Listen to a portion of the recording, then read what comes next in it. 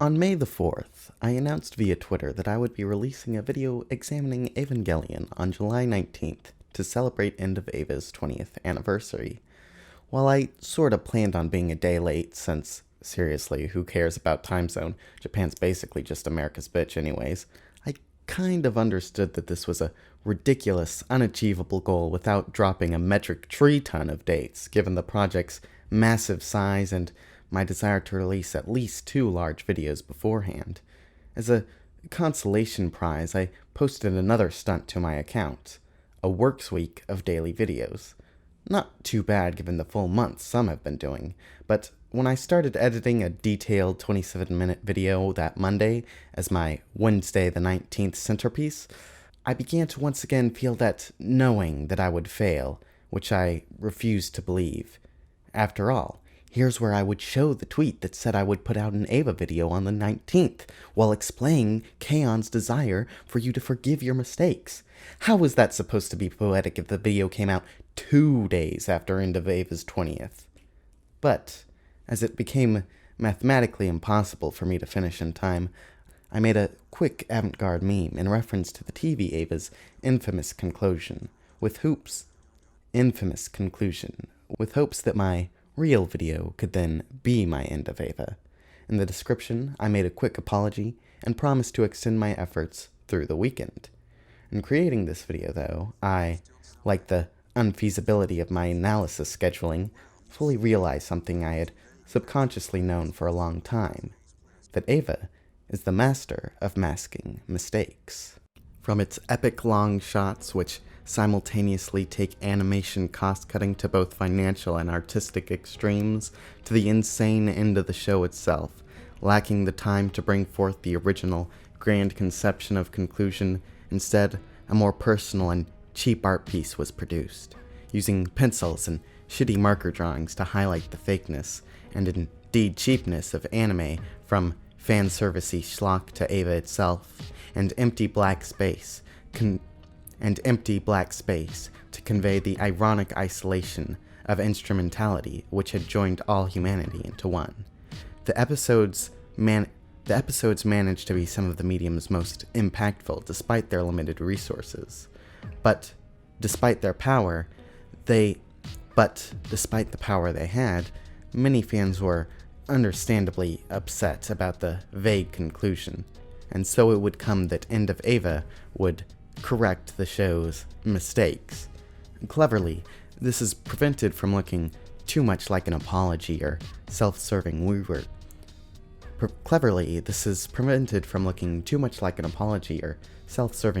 By being almost as weird as the original ending, if more conclusive in nature, and ambiguously written so as to be interpretable as alternate or parallel with the original ending, expanding the mythos rather than reworking it. Where things get really interesting, though, is in how the show parallels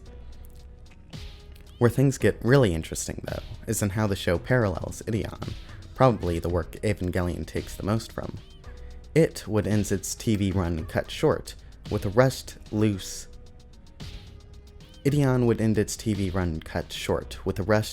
tie-filled ending. To finish the story, a recap film and a new content film with an apocalyptic finale were produced. After the masterpiece of slapdash that was Ava's final 2 episodes, it would then have a recap film and a new content film with an apocalyptic finale. While many rumors have spread around the web about Anno trying to troll fans with End of Ava, I'd say it's both more likely, as in not zero, and far more fascinating to conspiracy theorize that Anno sabotaged the show's ending as a framing device for End of Ava, and to perfect his intertext with Ideon. And if we want to run with this, perhaps his own work as well, with both the shows he worked on before and after Ava being handled poorly by other directors for a third of their runtime. And then we come to a second remake of Evangelion. Not its final episodes, but the entire show. While I may pose some, I don't even need to ask any crazy questions about whether or not the films are intentionally flawed. It's built into their code, with each of the films getting slightly updated Blu-ray releases with extra numbers tacked upon them. These seem ridiculous changes to be making after release, given how very willing the series is to delay itself. Seriously, these original release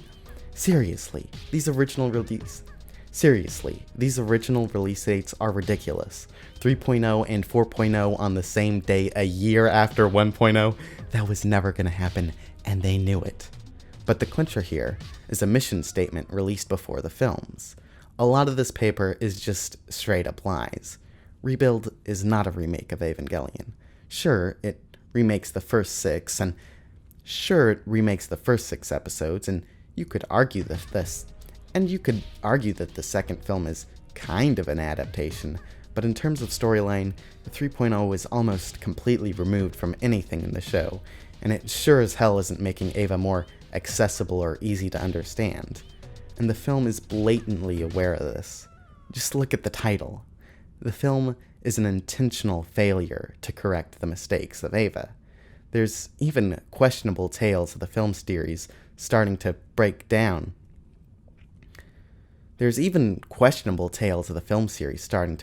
like the original show, though I don't want to make too much light of that, since they do tie into Anno's depression. You're like, oh man, Anno's depressed again? Then you're like, the fuck? This random Gunbuster short is called 4+1, and the characters keep on hammering on about how it was made 6 years after the 4th, and now 3.0 plus 1.0 will most likely come out 6 years after 3.0? Is this a thing? Was this always a thing? It is, of course, very appropriate that Rebuild was built to contradict its mission statement, since a genuine attempt at a faithful recreation could never have actually been fully satisfactory.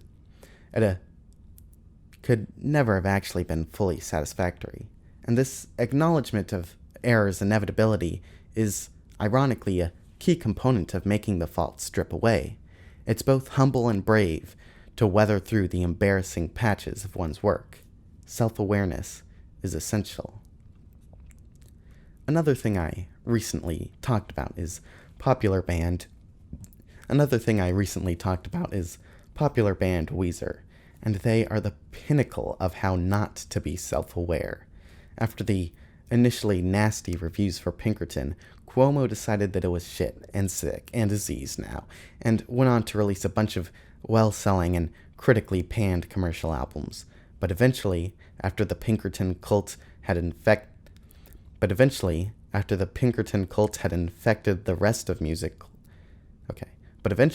after the Pinkerton cult had grown large enough to infect music culture at large, Cuomo had to realize he liked the album again.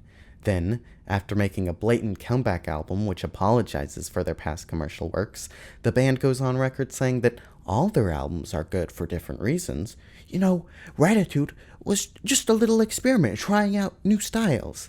This ridiculous, wishy-washy running from whatever critical idea currently scares isn't helped by the fact that when the band tries to be self-aware, it's so unfunny and lacking in cleverness, and so aimed at an audience dumb enough to like Weezer, that no one even gets it. Like, ha ha, he's asking girls to act their age, but he's played as a kid in the music video. Get it? No. Or on U-Bait. Ha ha, the song called Back to the Shack is one of the least old-style Weezer tracks on the album, and instead of a shack, they're playing in space, a metaphor for industry fame off their scrapped album. Get it? What?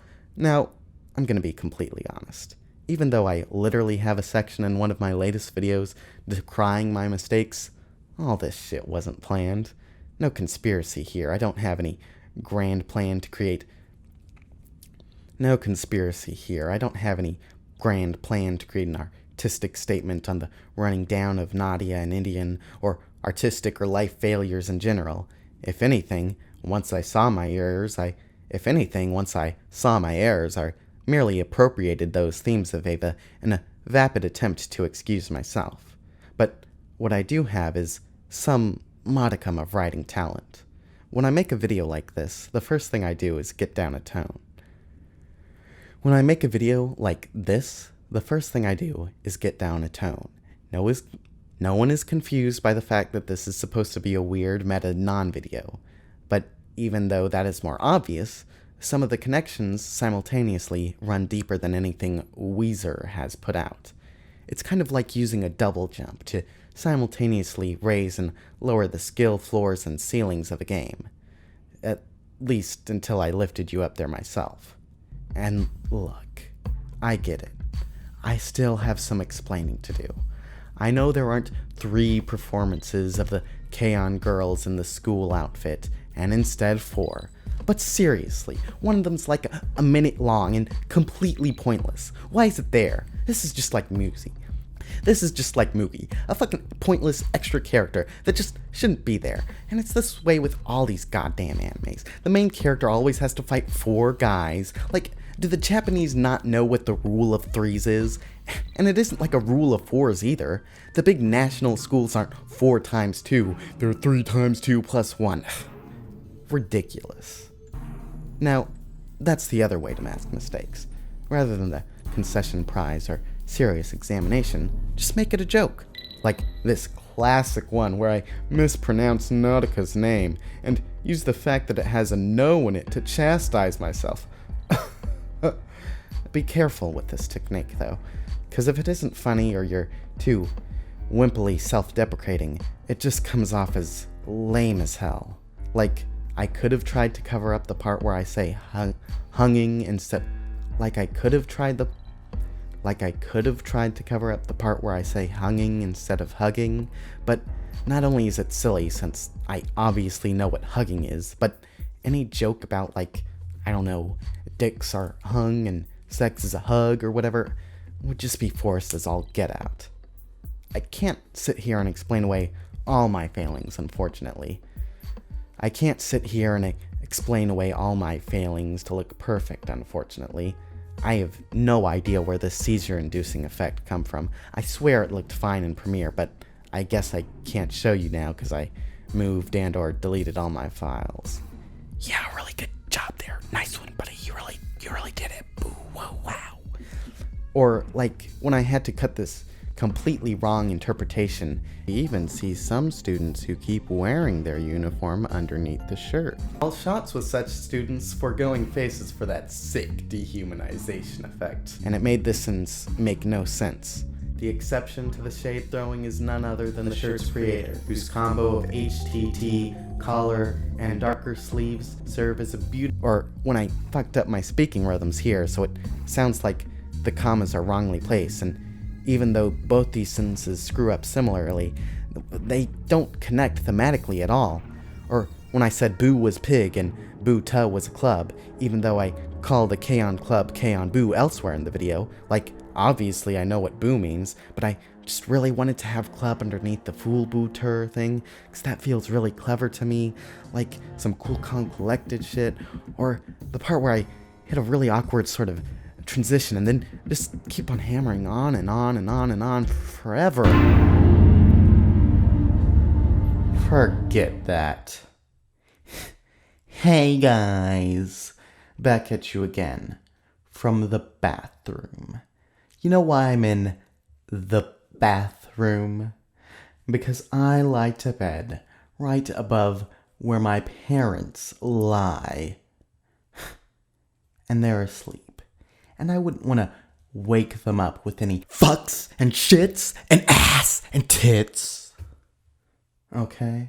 Yes, that's the reason why the second half of my K-On! Video sounds completely different from the first. By the way, if you want to hide a location transition like that, be sure to make a bunch of small, meaningless changes and go back and forth through the same 1 second of footage, so you can't hear how jarring the switch is after hearing the same sort of voice for 15 minutes. That'll really mask it up nice. Or perhaps you might just want to put in a selective excerpt there to smooth the transition. That's an expert trick right there. So I was in the bathroom, because the next day I had to go get on a plane to see my dad's friend, who I've never heard of before. And I'm not just about to go get some good night's sleep so I can stay awake on a plane. Planes are for sleeping. I do not want to have any conscious hours on that cramped, Wi-Fi-less surveillance state. So instead, I'm going to record all through the night because I can't record while I'm at someone else's house. But I can edit unless we're taking 30-minute trips to get to the only decent restaurant in bumfuck nowhere, Minnesota, or going off for 3 hours to go see Spider-Man Homecoming. Talk about an insert fantasy. Ah, yes, that shitty sound recording was all for naught, because I was too busy watching dance EDM videos with my dad's childhood friend's child. Disgusting. And so here I am. Because of that, my video is 2 days late. It was supposed to be 1 day late. You know, and I could have made it. Even though this whole mistake-filled editing style is way harder than it looks. This polished stuff, easy. Opacity, 0 to 100. Man, I have to come up with different ways to screw up, and some of them have to be relevant to what I'm saying. Like, why do we go from opacity 0% to opacity 100%? What are we saying with that? That I'm a better editor than you? That I'm a more patient editor than you? Whatever. Look, the point is, this video should only be 1 day late, okay? 'Cause that way, this whole little shebang gets a nice little title. A 2-decade week in 8 days. Haha, very funny, very clever. And you see, it's even more clever, 'cause look at that. Ooh, man, I stopped masking the mistake right at 2 minutes and 8 seconds. And then at that part in the video, you hear a little clip from 2.22 where Fiyutsuki says that you should drop the synchronization levels to 28%. And then after that, at 4 minutes and 45 seconds, or 285 seconds, we get Shinji saying that he has 285 seconds left in the Evangelion unit. 28, and both of those are in the same scene. What could they possibly mean? Why could I possibly be using them? Well, you were never gonna catch that, were you? But now you know, and you'll never figure it out, 'cause I'll never tell you. Ha, ha. That's just how mad I am that it's not 2-decade week in 8 days, and instead a 2-decade week in 9 days. That's stupid. Pointless, dumb. Wait a second. 285 seconds? 5 seconds? Yes. Yes. Yes. 8.5. At 8.5, baby. Woo. I'm back in the game now, boys. Prolific and perfect. So I hope to see you all around for my next little adventure. 'Cause ain't no mistakes gonna keep me down. 'Cause I never made